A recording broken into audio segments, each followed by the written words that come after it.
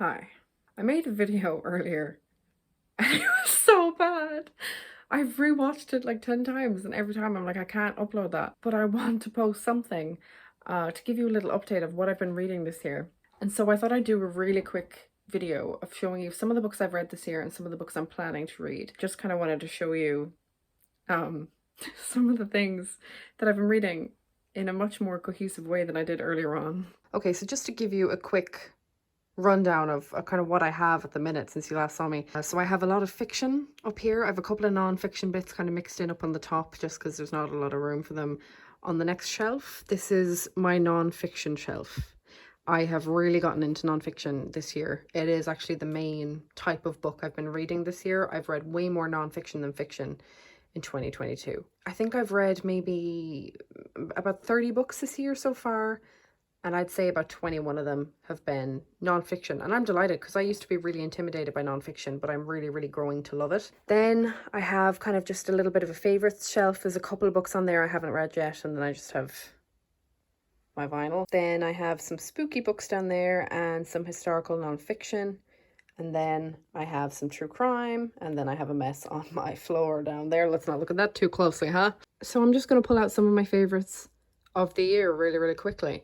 Sins of My Father by Lily Dunn. Absolutely brilliant. This is kind of, I'd say, considered true crime because it's about a cult. It's about Lily and her brother and their relationship with their father. He got involved in a cult when he was in his 20s, I think, when they were really, really small.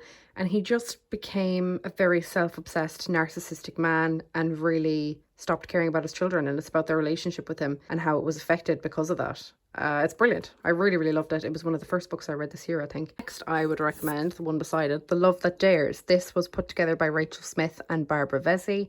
This is a collection of queer love letters. It has letters from Emily Dickinson, Oscar Wilde. There's a few big names in there, and then there are a few anonymous letters in there as well, if I can remember correctly. I love books like this. I think they're so important, and it was fab. Next is A Waiter in Paris by Edward Chisholm. This is probably one of the best books I've ever read in my life. I loved it so much. It is a memoir following Edward.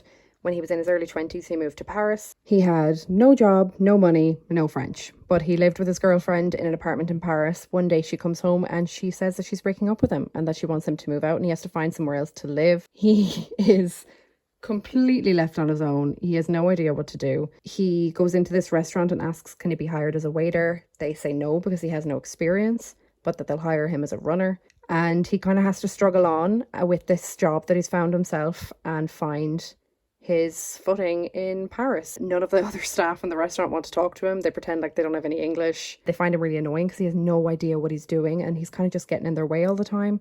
You see him make friends, you see him gain experience, you see him grow as a person, and it's one of the best books I've ever read.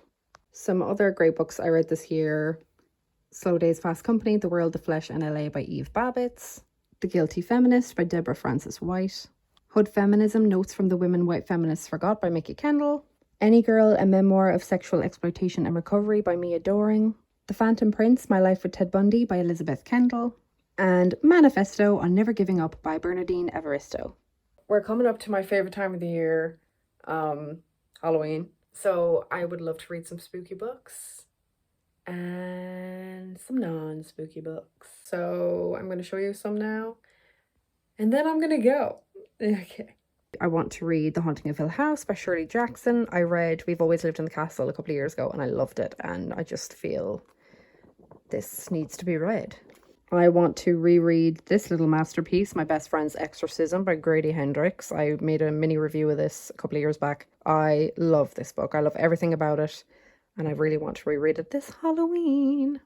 I want to finish this fucking dinosaur of a book before the year's out. Helter Skelter, The True Story of the Manson Murders by Vincent Bugliosi with Kurt Gentry.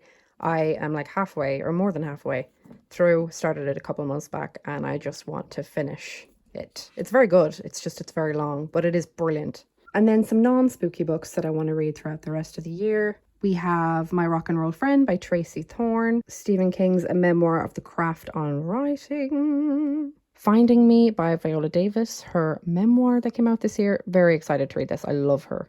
The Whole Picture, The Colonial Story of the Art and Our Museums and Why We Need to Talk About It by Alice Proctor. And then lastly, this is fiction. It is Sweet Bean Paste by Durian Sukagawa.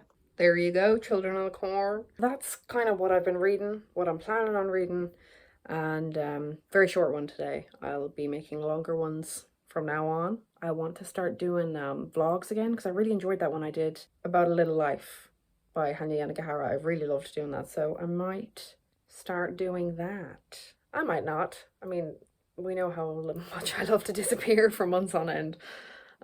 So who knows with me?